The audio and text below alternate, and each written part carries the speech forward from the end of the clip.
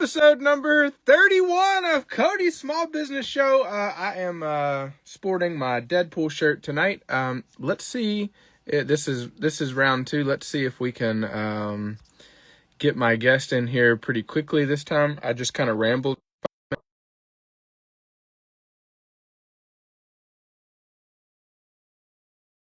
Hustles again. All right, I'm not gonna go through the whole thing again. Let's see if we can get this show going. All right, I have Amazon. Thank you. You said we're live. Hey, is my connection still bad? I think I might have fixed it. While we get my guest in here, any questions that you guys have for me or the guest, I'm an open book. We will be doing a public call show here, and then right after, we're going to be doing a private. What in the world? Oh boy. I'm going to move to Los Angeles or somewhere that has really good internet because I'm in the sticks and mine is not great. Good Lord. This is embarrassing. Can one still sell Adidas and Nike on Amazon? That's a great question. Some people are for sure. I'm not, but some people are. All right, Brian, it's saying you're unable to join. I resent the invite, and then let's see. He might be on his way. Where's your partner from past shows? Yeah, that's a great question. As soon as I know we're going with with this recording, I'll answer that one. Amanda says, I'm in the sticks in the mountains. Yeah. Oh man, the rural Georgia. I'm literally like an hour from like midtown Atlanta, and I still can't get decent internet service. So let's see. Brian, can you hear me? Brian, come on the show. What's up, Flipping with Amanda? I love listening to your talk last night. Uh, All Out Thompson says I'm good with Adidas and Nike. Most of them. There's a few ASINs I can't sell. Yeah, on my old account, I had let's see. Request to join. Drum roll, please, on Deadpool's face. Drum roll. All right. Brian, can you hear me? Hey, yeah. Oh my goodness, I'm so happy that this is working. I'm overjoyed that this is working. I rambled for like 5 minutes on the other one waiting, and I'm so happy that you're here. So, I was on my PC trying to stream there, but I don't think it works on the computer, so I'm on my phone here. okay, good. All right. Well, sorry about that. Yeah, but, so we did 30 episodes between.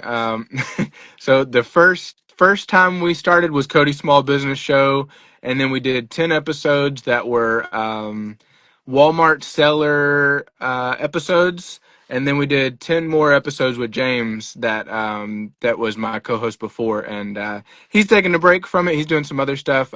James is a good friend of mine, and we still talk a lot, but he's not so much on the content grind and some other stuff. So cool. Can everybody hear me all right? I got the Thompsons. What's up, G Pame? That's kind of a weird name. Is that your last name? I'm curious. Carol, welcome in. Tearjerker, we were talking about Nike and Adidas on Amazon. Brian, do you sell those brands? I sell Adidas, but I got re-gated on Nike, so that's a no-go for me right now. Gotcha. Yeah, that stinks. Yeah, I had two accounts for a long time, and my older account I could sell on them, but I'm not doing any clothing at all on Amazon. We're mostly just going for just like home runs, like the obvious stuff that that's low hanging fruit. So I haven't even tried to ungate um any of those brands. What's up, Con? What's up, Christian? All right, cool. Well, we're gonna get directly into the interview part of the show. For some reason, the text is over your face. Let's see if I can move that to the side somehow. Dun, dun, dun, dun, dun. Let's see. I wonder. What's up, Kelly? The Thompson said hello to you. Can you see the comments there? I can see him somewhat. I see. Hi, Brian. Ah, there we go. Now I can see your face. Fantastic. So, all right. Well, this interview is about you, and I want to hear about your business. How long have you been selling on online? So it's been 3.5 years that I've been selling on eBay now. Um, my kids are older. My sons are 29 and 31 years old, and this is how old I am, Cody. Is that back when they were babies and toddlers? Is when eBay was just starting to be a thing, and I learned back then that I could like go on eBay and buy for them like the OG toys that I played with when I was a little kid that Yeah, people had in their basement or whatever, but you couldn't buy at Toys R Us or anything anymore. And so I became a bit of a toy flipper back then. And it was just because I learned that I could. And half of it was the fun of trying to find the toys for my own kids so that they could play with the exact same toys that I used to play with when I was a little kid. that's so cool. So, that's 3.5 years ago, or you were doing it like way back when? No, so sorry, so sorry. So that was, 30, 28, 27 years ago, Yeah. that I was doing that on eBay. And then 3.5 years ago, I started selling on Amazon. And my story's a little bit different than probably most. Um, I have a six-figure W-2 job that I actually like a lot. I like my boss. I like the people that I work with. And so does my wife. We're empty nesters. I just said our sons are 29 and 31. They're grown and out of the house now. And it's been our thing since the boys have been out of the house to like just travel as much as we possibly can. And so for about the last 20 years, really heavy the last 10 years, we travel the world for free or cheap with points and miles from credit card points. And there's you can only spend so much money on your credit cards to get points and miles to travel all over the place, and um, just like there's this Amazon, what I'll just call the Amazon seller network, like the whole Instagram group, and me talking to you here, and there's networking conferences in the points and miles community. There is the same thing. Like you can go to points and miles conferences and learn how to get more points. You can learn how to book travel for the cheap to get the best value out of your points. Like a hack that's not, I'm not giving away anything secret here, but a hack that they do, a lot of people that want to choose points and miles is that, and they're not Amazon sellers, is they'll go to Costco and they'll buy like the little 1 ounce gold bar for like $4,000. And they'll buy like two of them at a time and they'll sell them to, the gold broker, and they might make a little bit money, they might lose a little bit money, they might break even, but they're buying $4,000 at a time and they're just racking up credit card points like crazy. That's brilliant. I've never Yeah, even so thought about that. so that's one example. But so the way that it's relevant to me is that in early 2022, I was listening to a podcast for the Points and Miles community with somebody who's become a friend of mine. Her name's Julia. Her podcast is Geo Breeze Travel. And the guest on that particular podcast was the legendary Miles, Flips for Miles was on there. And I had no idea about Amazon reselling, no idea about anything. And here comes this, 20-year-old kid that's, on the show. And he's talking about how he's spending $100,000 a month on credit cards by buying his inventory on Amazon. And he talked through the whole thing. He talked about how he does it and the way he arbitrages, buys low at, Target, Walmart, Nike.com, what have you, and sells on Amazon. And I thought to myself, I could do that. Like that's always been a thing of mine. Like I always considered myself, like Amazon reselling aside, like I always just considered myself a savvy shopper. It Sure. seems, and any of us who sell on Amazon know that, the people who buy our stuff, they view Amazon as, for whatever reason, they default that they think it's the cheapest option. Hmm. Or they're willing to pay for the convenience of prime delivery, which is Yep. another key factor, right? But I would always tell my sons, I would tell my mom, my dad's deceased for since 2009, but I would tell my mom, like, if you ever want to buy something and like, it's something that costs like $100, I said, don't just buy it. I said, tell me what you want to buy, because let me see if I can find it cheaper and see if I can Sure. get Rakuten cash back and, all these tips and tricks. And that was before I was even reselling on Amazon. So that was half the battle, is I already knew how to do it. So when I listened to Miles, talk about this, I'm like, oh, I think he's onto something there. And, I think that I could do what he's talking about.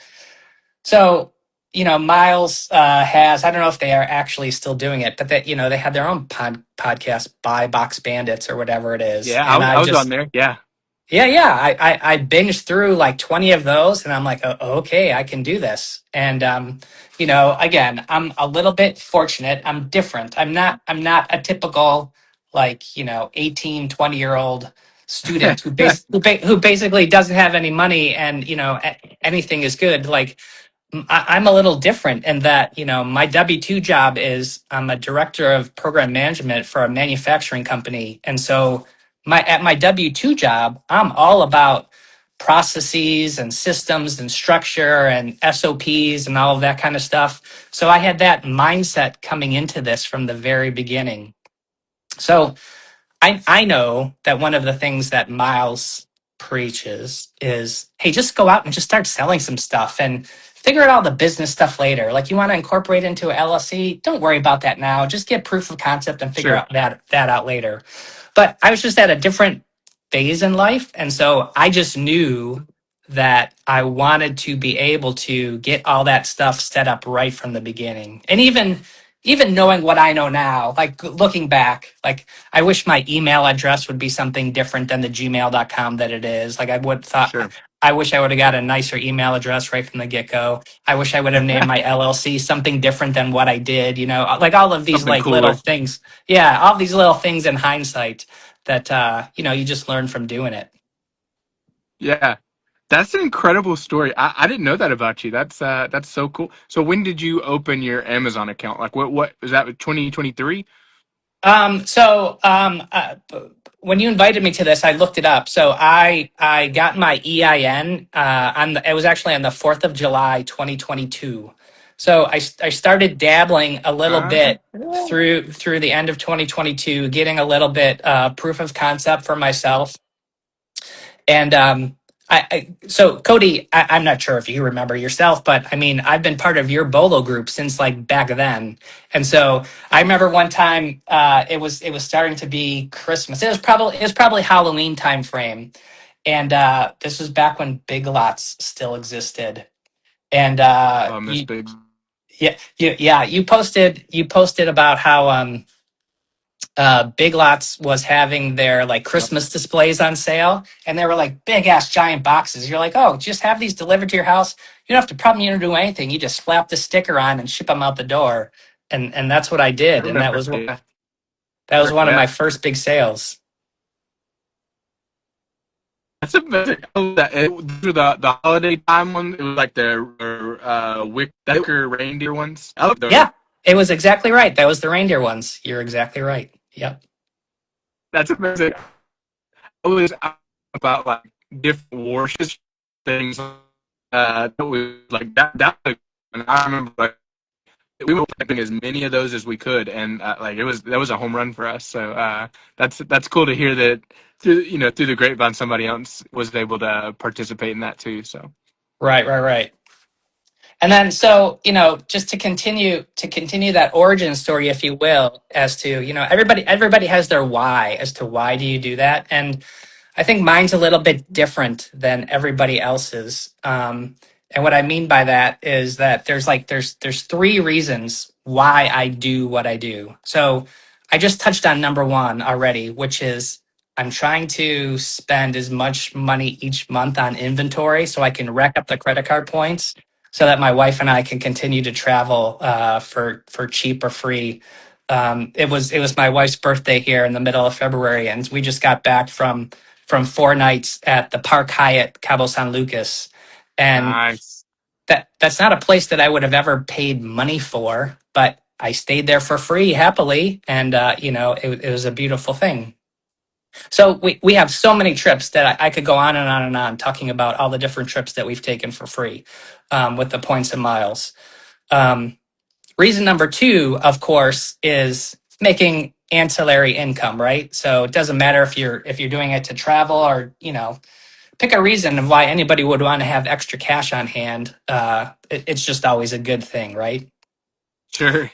And then reason number three, which kind of like ties them all together, is that, as stated, I have a six-figure W-2 income. My wife has a six-figure W-2 income, which is all great, fine, and good. Um, but what that ultimately means is that we pay a lot of taxes, a lot of taxes. Sure. And so by starting this Amazon reselling business, so now now I'm a small business owner, right?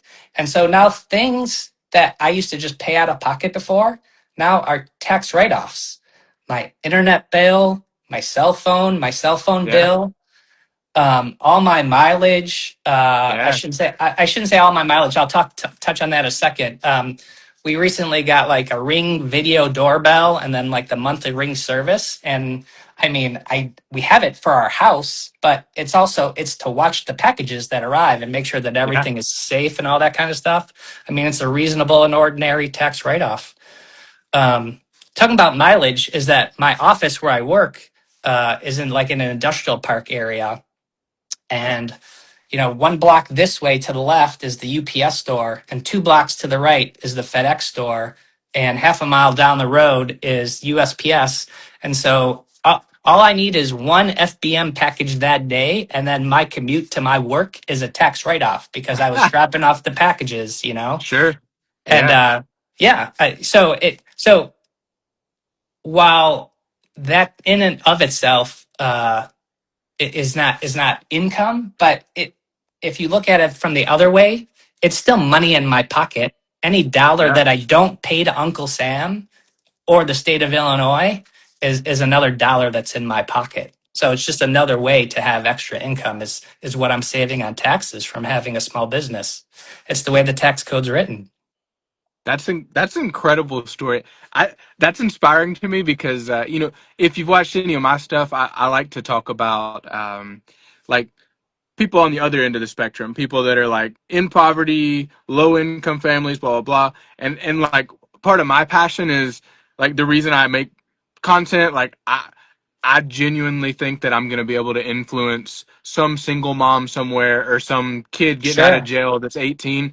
I genuinely think that I can convince them, go start this business and it will change your life. Like I've made money that like my parents probably never dreamed of. Like they didn't think that big. And so like if I think to myself, like if my foster parents or my grandparents or someone along the journey when I was a kid had had this opportunity or knew about this opportunity, it would have been a life changer for me and my siblings. And so I, Sure. I I like kind of preach from there. But like you're on the other side, you're talking like all of these like higher income, higher net worth individuals. It's a great opportunity for them too, and like for the reasons you just said. Okay, a couple comments. All Out Thompson says, "Be right back. Going to arbitrage gold at Costco."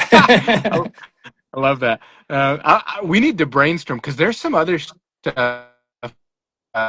Do you do Lego? Are you into that? I lost you. I lost your Are you into question. that? Ah, shoot. Do you do Lego? Are you doing any of the Lego investing stuff? So I don't do so fortunately I'm ungated in Lego, so I can sell it. However, I don't do investing. And that's just because I don't really have any place to put it. And I figure about it, if I rent a warehouse to store or whatever, that whatever money I'm making is probably out the window. So it's not anything that I've ever Yeah. gotten into really. So when you go through and you're looking at leads, like stuff to flip, you a lot of people tell me they want to lower buy cost. You actually want a higher buy cost with as low risk as possible. Is that what I'm hearing from you? Oh, for sure. Yeah, absolutely. personally, I try to get a 50% ROI on anything I buy, and at least $5 to $7.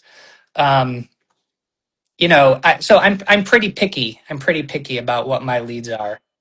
If there's some grocery items I've sold where you make like $2 a pop, but they fly like as soon as Yeah. they check in, they're selling.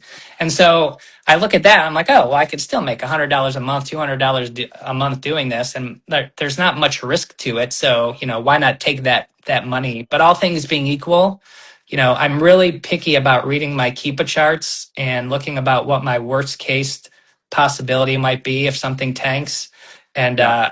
I try to build in as much margin as possible with using, sales prices, um, the cashback portals, the Rakuten Top Cashback, et cetera, and just making sure that I'm maximizing that as much as possible. It was just I'm losing my time reference, but I think it was just this last Monday was President's Day, and Rakuten had a whole bunch of crazy good deals on like iHerb or all the different websites that are like 15% or 20% back on Rakuten. So I Hmm. try to maximize my buying as much as possible around that kind of stuff. I love that. Yeah, I know of people that like they're trying to turn credit card points like that's their main priority. And it sounds like maybe a big one for you too, but um, like they're just looking for as low risk as possible, just to churn as much money through the machine. And I'm not doing that currently. I see the like you spend $1,000 and you get back whatever, even if it's marginal, like not a huge amount. You're gonna get good things happen on the rack card point side. Like you can get a lot of benefit from that. So not, that's I bet you loved uh, I lost you again. rack. We maintain credit card. You move for the we're at a $3 minimum for any.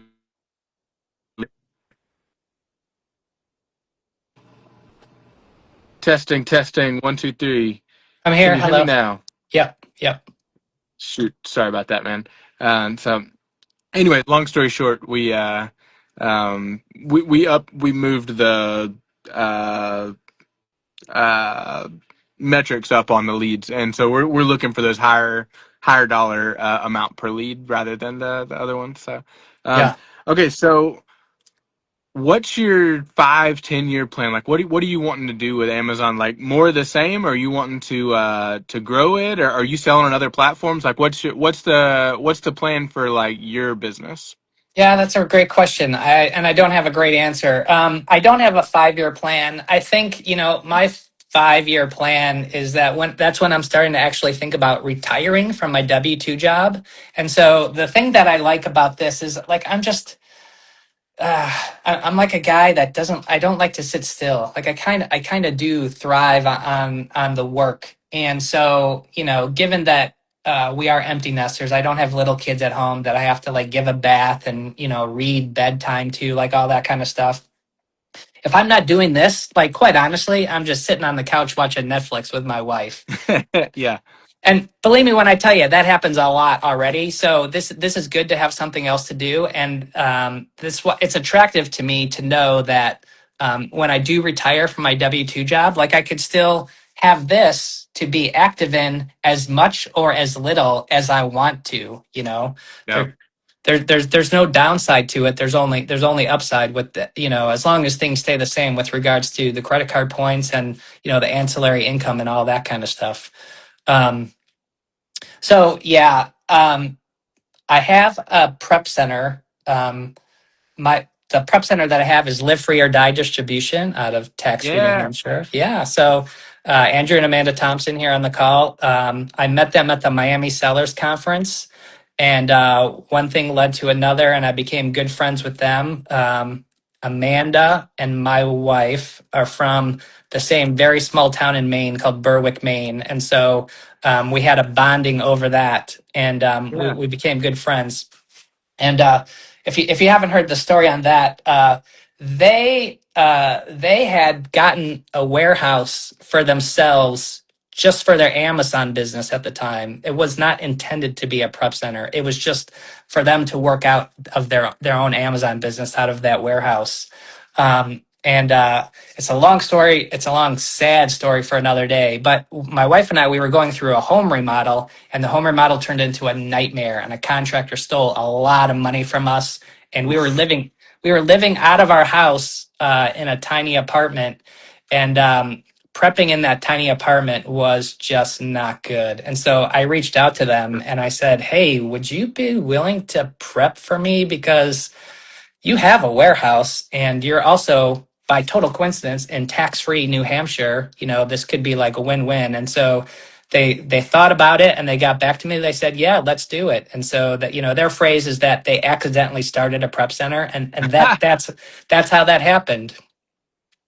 That's amazing. A good prep center is harder to find than you think, and so that's they're on a waiting list now, right? They can't really, they're not looking for more clients, but I mean, it goes on to say like that's what you want. You want a prep center that's so good that they're full, and that's part of the problem. So Yeah, they're amazing. And of course, you know, I had the relationship with them before even they were my prep center. But I can tell you that, you know, I trust them like their family. You Mhm. know, Amanda has said some sweet things to me that that I won't share here.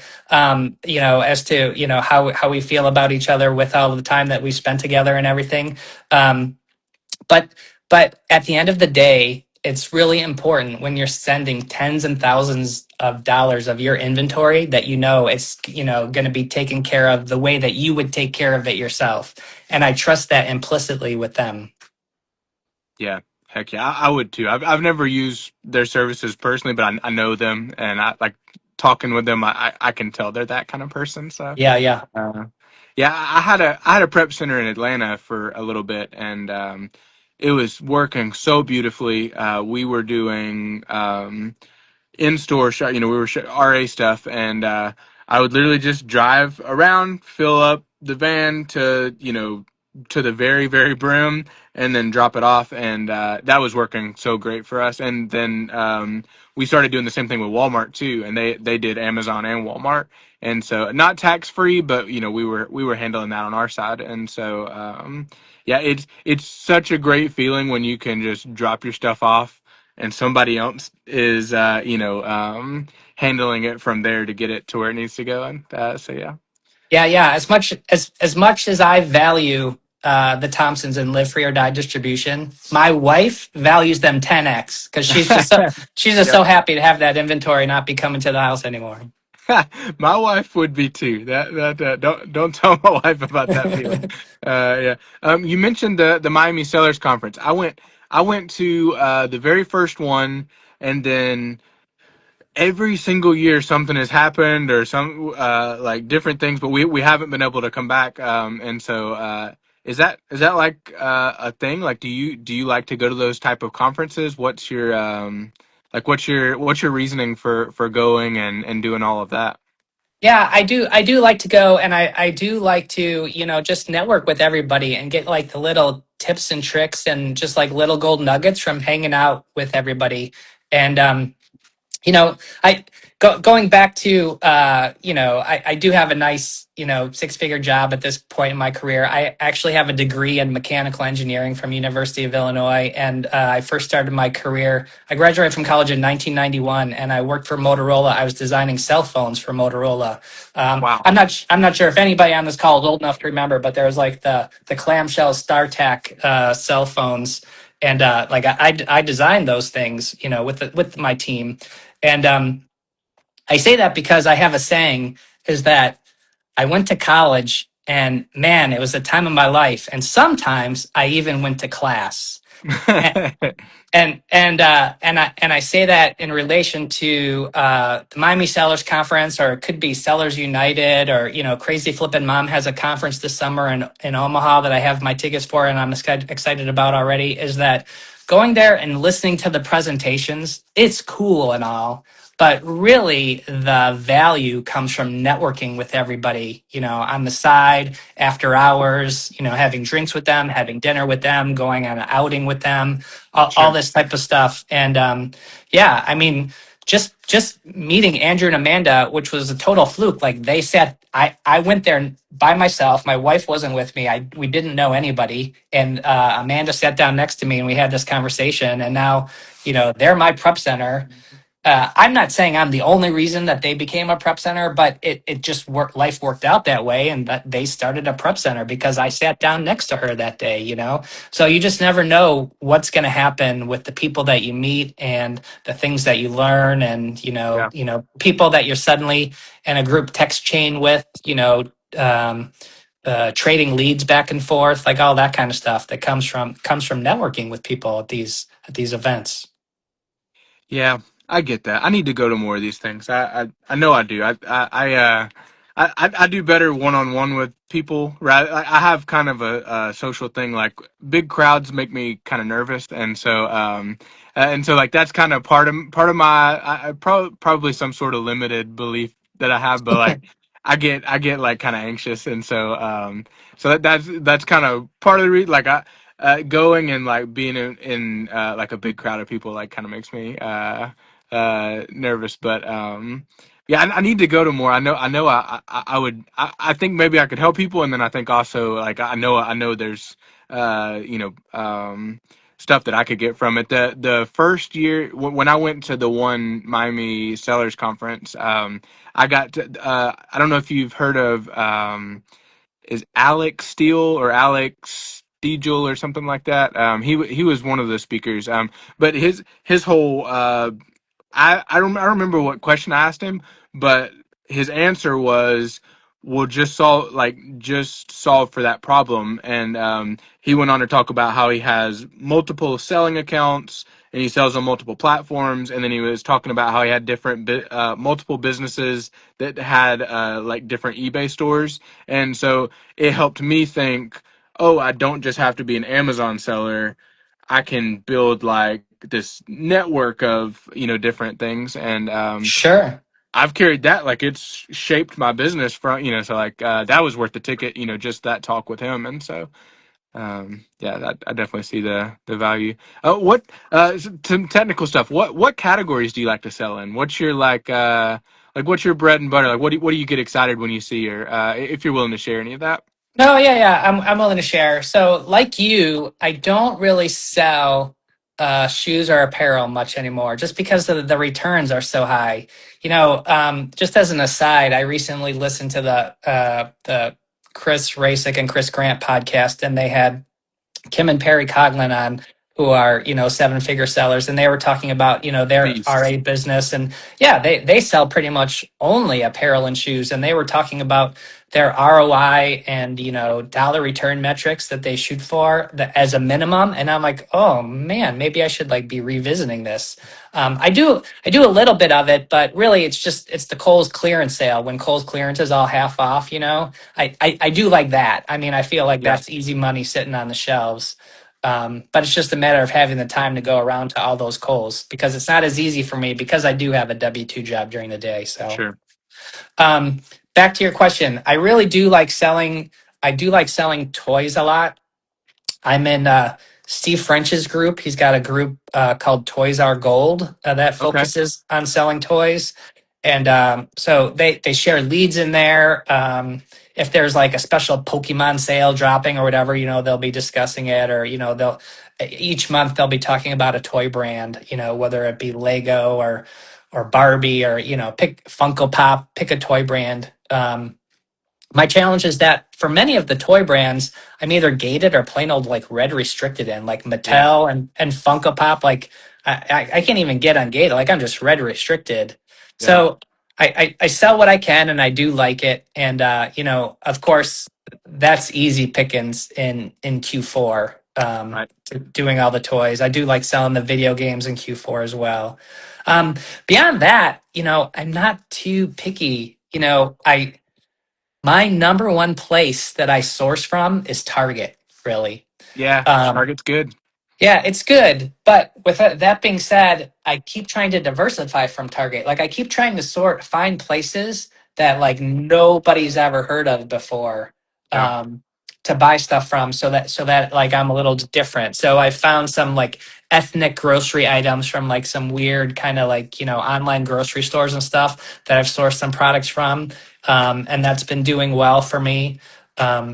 But yeah, it, I'm not sure about you, but anytime I tell somebody that I'm an Amazon reseller, the very first question that everybody asks me is, "What do you sell? What do you mean? Right. What do you sell?" Yeah.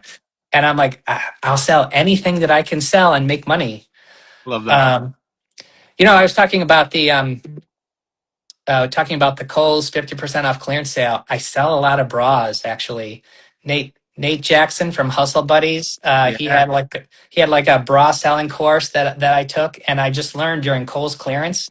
Like I just go to the bra section of Kohl's during the 50% off clearance. Like I literally just sit on the floor and I'm just like scanning all the bras because, and women are walking by and they're looking at me funny, but in the meantime, I've got a shopping cart stacked with 100 bras in them, and yeah, I don't really care what they think, but they still sell it to me, and it flies off the shelf, so pretty good. Yeah. That's amazing. Yeah, we you I guess you probably would have saw it. We hit a just an amazing streak with bras. The, I don't know, I can't remember the name of the it's like Bali. It's like three different things. Hanes, Bali. They have like an outlet store, Yeah. and we just happened. Like I was actually shopping at another store that was at the mall area, and I just happened to walk in there, and I found the clearance rack in the back, and I realized they were clearancing everything out for $5.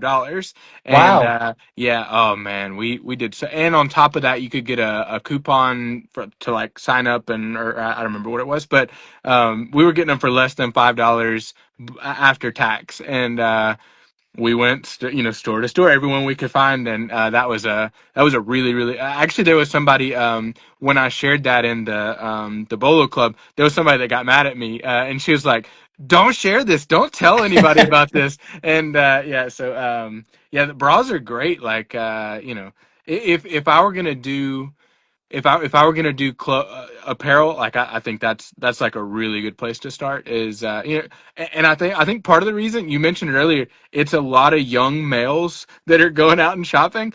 They just don't want to sit there at Kohl's and go through and scan and be touching that many bras in front of people, and I get that, but Yeah, yeah, and yeah, it's easy on those to go wide, not deep, because unlike, let's say, shorts that come in small, medium, and large, like bras come in like, what? Pick a number, man. yeah, 25, 30 different sizes between yeah. the inches and the cup size. Look at us two guys talking about bra sizes here. But yeah, so you get the 42C and the 42D and the 42 double D, and like you're not going wide on anything. You're just getting like a big giant assortment, and it all sells. Yeah. Yep.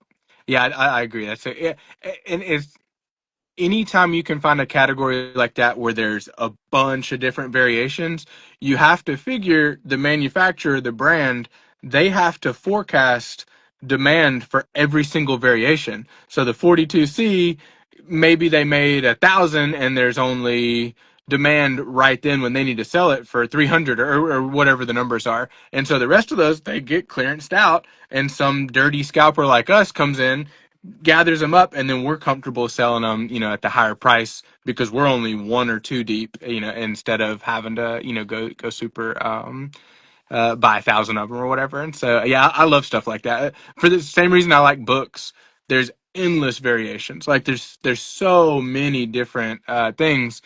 They've made mistakes on supply and demand, and then over time, some of them, you start to see, like, for whatever reason this book is worth selling, and then in the dud pile, the other ones aren't. And so, yeah, Yeah, I yeah, love that. yeah. Yeah, and I mean the other nugget that I'll drop is, it doesn't matter if you're talking about bras or shoes, is that there's the average. Everything is a bell curve statistically, and so the average in the middle of where 90% of the population lies is actually not where the gold is. The gold is in the tail ends, either like the very very small sizes or the very very large sizes. So it doesn't matter about whether you're talking about a 46G bra or you're talking about a size 15 shoe. I find that those like niches, those are the manufacturer doesn't make as many of those. And Yeah. so when you're able to sell them, you can get a premium for them, because the people who have to wear those sizes, like, they'll just pay whatever they need to pay, right? Yeah, I've heard the same thing about shoes. They don't make as many 11 and a half sizes. If you look at the size run that they do, 11 and a half might resell for, 50% more or 100% more because there's a shortage of that style shoe in size 11 and a half. Yeah. Yeah, Uh, exactly. that's crazy. And that's what makes the opportunity available, because there's always a shortage, or there's always, like, finding those opportunities. So yeah, that's what advice would you give a new seller, somebody that has a brand new account, they're starting fresh, 2026 is their year, they're ready to, to hit the pavement scanning or online, or, whatever they're doing. What advice would you give them? Well, that's a good question. What would I give them? So I have a really good friend who's close to me and my age, and we've traveled together on points and miles. Like, we've gone on vacations together to, like, this last September we went to all inclusive resort in Mexico for a week, and I paid with points and miles. They paid with points and miles. Two couples together on vacation completely for free, and they said, Brian, tell me how you do this Amazon thing. Because we need to juice up our points and miles so we could be traveling more just like you. And I said, knowing what I know now, I would not recommend somebody new going into Amazon. I'm at that point because I've been selling certain things for a while now, that there's things like Lego or Barbie or Stanley, or, I have certain brands that I can sell because I've been selling them for a long time, but a newcomer is not able to sell them. And probably, like, I don't know if it's fair to say that they'll never be able to sell them, but it will Sure. take them a very long time to get into it. So I'm putting that with a caveat, is that I don't know that I would necessarily recommend it to brand new sellers. But if you're the type of person who is determined, and you're like, oh, this is my thing, and I think I can do it, and I'm willing to put in the work, and I'm willing to persevere. I mean, I would say just that, is that go slow, be patient, don't get discouraged, because you know as well as I, when you're just learning to source, you source for like 2 hours, and you're like, oh, I found like one thing in two Hmm. hours Yeah. and now I can just like go through a Target or a Walmart or a GameStop sales section, and I'm just like, nope, nope, nope, nope, nope, nope, Right. yes. Like, you could just tell, like, really really fast by looking at the Keepa chart, but it takes time to do that. Yeah. It takes time to learn it. It takes time to put in the reps, and so you just have to be patient and willing to do the work. um, it used to be, you know, uh, coming in the COVID years, 2021, et cetera, like, just right before I started, from what everybody was saying, that you Yep. could, anything that you found, you could just flip on Amazon really quickly and easily. And it's just not like that anymore. There's still lots of opportunity there, but you have to be like really patient, and you have to choose your spots. Um, I'll tell you another little side story, is that uh, uh, in my career, one thing that I did was I was an options market maker at the Chicago Board of Options No Exchange way. That's so cool. for 5 years. Yeah, and so there's a lot of statistics, and there's a lot of strategy there. And one of the things, like, as part of my training to become an options trader, is that after hours twice a week, they they taught us how to become poker players, like Texas Hold'em poker players. And when I say they taught us how to play, they taught us how to play from the standpoint of like, okay, you could go sit at a card table in Las Vegas and play Texas Hold'em, and we actually had a firm tournament, and whoever won the tournament from our trading firm, the partners staked your $10,000 entry to the World Series of Poker in Las Vegas. That's amazing. I was not the winner. But I tell the story, the corollary between poker and trading, and it applies to not only arbitrage of options trading, but also the arbitrage of Amazon reselling. Is that when I was a little kid growing up, I used to play poker with my friends, and you don't know what you're doing. You haven't been formally trained, and you stay in like 90% of the hands. And whether or not you win or lose in poker is really all just luck. And what you learn from being trained how to do it the right way is that you should actually be folding 95% of the time. Like with what you're dealt, just fold, fold, fold. And you wait until you have two kings or two aces or an ace king. You wait until the odds are in your favor and then you go in big time, right? And so similarly, you know, I, my folding is passing on Keepa charts, right? It's just like, nope, nope, nope, nope. And then I see one, I'm like, okay. And, when I was new, I might do a test buy of 3 or 5. But now I'll go straight to 20 or 30. Sometimes I will still do 10, but I'll tell you why is that sometimes if I do like 10, I limit myself a little to say like $100. If it's something like a supplement or something like that, like is this ASIN going to give me trouble? And it's not. I'm not worried about losing money. I'm not worried about tanking. I'm worried about the listing coming down. I'm worried about an IP Sure, alert, like something like that. Like because there's money here if it's a good ASIN to sell, but I need to test it a little to determine if it's a good ASIN to sell. And it's by the other things that you can't see on a Keepa chart. sure. That's like the best 2 minutes of reselling advice that I've ever heard. That's amazing. You should start like you should run a podcast. That's a brilliant way to put it. I can't wait to edit that and put it into a reel for everybody who's not live or watches on YouTube. Sure, sure. That's brilliant. I've done a little bit of trading and I enjoy it, but I'm not good at it yet. But yeah, you're absolutely right. Do you know who Ross Cameron is? Do you watch any of his stuff? He's a No. he's a he's a day trader, and he talks about he's like um I forget. I think it's Annie Duke wrote a book. It's called Thinking in Bets, Uh-huh. and I Yeah, I know yeah Andy Duke. yeah.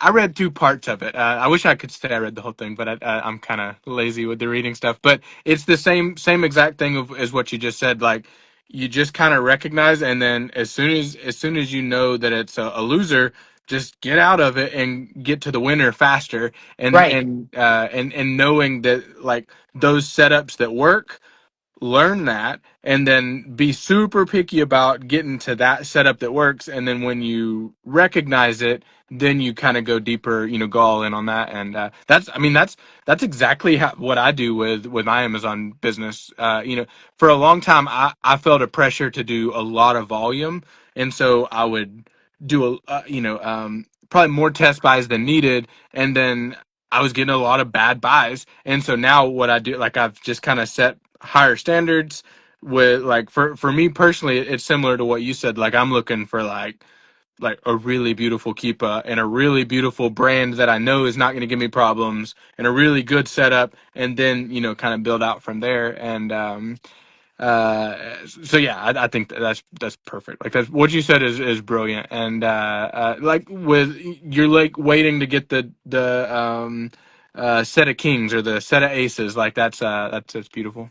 Yeah, and I mean to parlay off what you just said about get out of your loser so you can get to the winners faster. That's definitely true with sourcing, because I firmly believe that sourcing is where you make your money and where you make your margin. But however, it doesn't matter how good you are, whether talking about playing cards or whether about, buying product to sell on Amazon, you're still going to have losers, right? You're still going to have stuff Yeah. that's going to tank, or Amazon comes on the listing, or, whatever. And so if I have product that's sitting there 3 months, it used to be when I was newer at this that I would just like let it sit for like another 3 months and hope it gets to like what my target sale was now.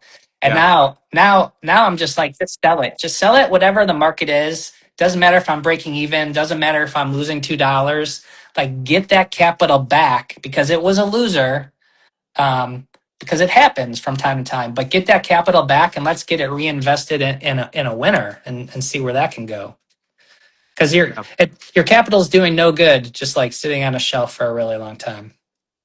Yeah, I agree, and especially if if you're limited on capital, get out of the losers fast, because yeah, you may lose 20% or 10% or whatever it is, a couple bucks, but having that money to be able to go, deep in the next big winner is, you don't want to not be able to buy that next thing because all your cash flow's tied up in some dumb, thing that you thought was gonna do good. Right, right. Yeah. Well, cool. Well, anything else you would add before we end the episode? We're doing a private Q&A in the Discord after this, but any first off, I'll say, anybody watching live, do you have any questions? And then anything you would add for the YouTube audience? What any advice, parting wisdoms, any more poker analogies, anything you'd be willing to share for the audience that's doing this or thinking about doing it. The one thing I'll say is that this is one thing that going back to Flips for Miles, that he preaches all the time, and we touched on it a little bit with the networking, is put yourself out there. Put yourself out there with the other Amazon sellers. Yeah, Don't be afraid to share a struggle that you're having. If somebody else is having a struggle and you can help them, don't be afraid to give them the answer. I truly, I mean this from the bottom of my heart, that like I have an abundance mindset about all of this, right? Is that you, Cody, are not like my competitor in, a tiny little business market. Like, there's billions of things being sold on Amazon. And, you know, for you and I to build each other up, it just makes us both stronger and we can both succeed. There's no reason that one of us has to win and one of us has to lose. We can absolutely both succeed together. And the more that we share with each other, the more you share with the others in your community, the better off everybody is. I love that. That's so brilliant. Yeah, I had I talked about it in the group. I don't know if I talked about it publicly, but we had a dog food play. It was a retail arbitrage thing. We found some. They sold for amazing. It was basically they were discontinuing this flavor or something, and we at the end we were buying them for like a couple bucks, and we were selling them for like 26.99. Like, it was like just a crazy flip. And there's a small group chat that I had been invited to, and making videos like this, putting myself out there, talking, to people. And I mentioned that I had so much success. I was just like, holy crap, this is an incredible flip. See if you can find any. And one of the ladies, Heather, that was in that chat, she found them, but it was at a store that was in my area. And I'd never shopped there, never been in the store. There's literally one in the town over. I would have never looked there. And we went on to, it's a chain that goes, I'm near Atlanta. It goes all the way up into Tennessee and then all the way up to like North Tennessee. And there's like a bunch of these stores. And so we hired a lady from church, and every week she went to every store from the southernmost store all the way up. And I forget how many it is, but like, we have pictures of her with just like piles and piles and piles of this dog food in her car where she was going, and you can only get 12 per store or something like that. But Yeah. she's going in, pick it up, buy it, put it in, and it was one of the best flips that I've ever, ever been a part of. And it was because I put myself out there. I was in one of those chats like what you're talking about, and like there's a ton of gold just talking with other smart people who are doing what you're doing, and Yeah, having amazing. similar challenges and so. Yeah. So heck yeah. Well, cool. Well, hey, that is episode number 31. Please, everyone, go follow his page. I know you on your Flipping to travel. Flipping to travel. Flipping to Travel. Yeah, and he's you can just click on there. Also on my last reel that or my last post, he's on there too. You can click and go and follow him. Are you ever gonna make more? Are you gonna make content? Is that something on your to do list one day? So, I put a lot of content on my personal page because it's all about my travel. So, I only have enough hours in a day. One thing that we didn't touch on here, but I don't currently have a VA. That's kind of next on my list. But back to like I'm a big believer in that you can't just hire a VA and then wonder why the VA isn't performing. Like you need to spend time with them. And I right now I'm just trying to have enough time for myself to keep selling. So Yeah. so it is a goal of mine to get a VA, and maybe it'll free up extra time that I can make more content. But right now I'm just trying to like source as much as I can on my own. I would love to hear more stuff from for real. I would love to hear more of how your brain works about this stuff because there.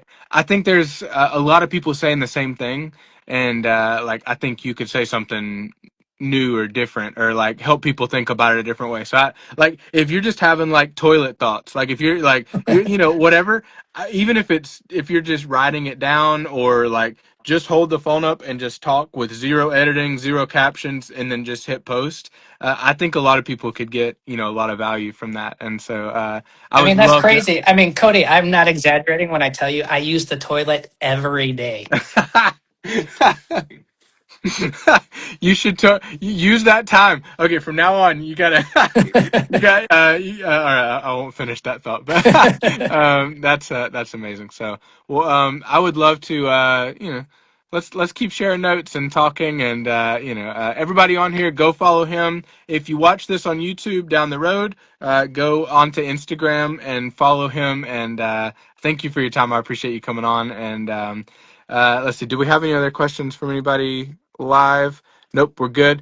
All right, cool, man. Well, I'm going to end this. I'll send you the link for the private Zoom right quick. Real quick for anybody that watches this, if you're not in Cody's Education Club and you can't afford it for whatever reason, message me and I'll give you 90 days for free and you'll get access to that stuff. All right, everybody. Love you. Goodbye. Have a good night. Brian, I'll be right with you. Yeah, thank you. All right. Thank you, guys.